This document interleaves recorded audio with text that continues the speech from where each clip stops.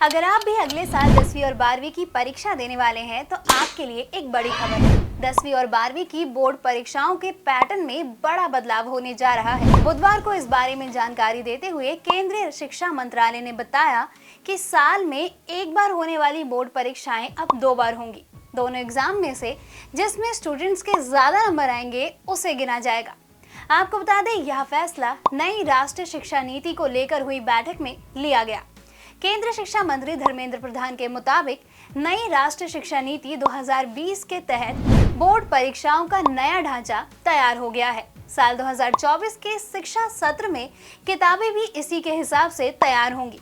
ऐसे में आइए जानते हैं किए गए नए बदलावों के बारे में। स्ट्रीम की रिस्ट्रिक्शन होगी बंद। कक्षा 11वीं और 12वीं के छात्रों को 2 भाषाएं पढ़नी होंगी और उनमें से कम एक भारतीय होनी चाहिए। अपडेट किए गए करिकुलम फ्रेमवर्क के अनुसार छात्रों को कक्षा 11वीं और 12वीं में विषयों को अपने पसंद से चुनने की छूट होगी और इसमें किसी भी स्ट्रीम का रिस्ट्रिक्शन नहीं रहेगा। आर्ट, साइंस और कॉमर्स का स्टूडेंट किसी भी सब्जेक्ट को पढ़ सकेगा। यह बदलाव स्टूडेंट्स को पढ़ने में नए मौके देगा। किताबों का सिलेबस होगा कम। सिलेबस के बारे में जानकारी देते हुए शिक्षा मंत्रालय ने बताया कि एकेडमिक सेशन 2024 के लिए किताबों में भी बदलाव किया जा रहा है।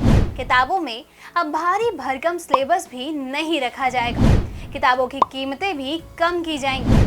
नया सिलेबस न्यू एजुकेशन पॉलिसी 2020 को ध्यान में रखकर तैयार किया जाएगा। स्कूल बोर्ड्स कोर्स पूरा होने पर ऑन डिमांड एग्जाम कराने की मांग कर सकेगा। इन बदलावों के पीछे का उद्देश्य स्टूडेंट्स को महीनों तक बोर्ड परीक्षाओं की तैयारी करने के मुकाबले उनकी समझ और उपलब्धि का आकलन करना है। क्यों हुआ 2 बार बोर्ड एग्जाम का फैसला? इसको हम 3 पॉइंट्स में समझते हैं। नंबर 1, 2 बार बोर्ड परीक्षाओं को लेकर कुछ तर्क भी दिए गए हैं। इसके मुताबिक इससे बच्चे अपनी तैयारियों का मूल्यांकन खुद कर सकेंगे। पॉइंट नंबर 2, उन्हें एक ही सब्जेक्ट या उससे जुड़े तथ्यों को साल भर याद रखने की जरूरत नहीं पड़ेगी, इसलिए नई किताबें भी तैयार कराई जा रही हैं। पॉइंट नंबर 3, इससे महीनों तक कोचिंग लेने या याद रखने की बजाय समझ और योग्यता का मूल्यांकन करने की योग्यता बढ़ेगी। विषयों की गहरी समझ और नई चीजों में हिस्सा लेने का भी कौशल बढ़ेगा। इसके अलावा बदलावों के बारे में जानकारी देते हुए केंद्रीय शिक्षा मंत्री धर्मेंद्र प्रधान ने बताया कि नई शिक्षा नीति का करिकुलम केंद्र को सौंप दिया है। राष्ट्रीय निरीक्षण समिति और पाठ्यक्रम और पाठ्य पुस्तक समिति मूल भारतीय सोच के हिसाब से इसकी जांच कर रही है। ये समितियां कक्षा 3 से 12वीं तक के लिए आज की जरूरतों को ध्यान में रखकर सिलेबस को अंतिम रूप देगी। आपको बता दें, नई शिक्षा नीति को 29 जुलाई 2020 को मंत्रिमंडल से मंजूरी मिली थी। इसमें शिक्षा नीति में समानता, गुणवत्ता जैसे कई मुद्दों पर ध्यान दिया गया है।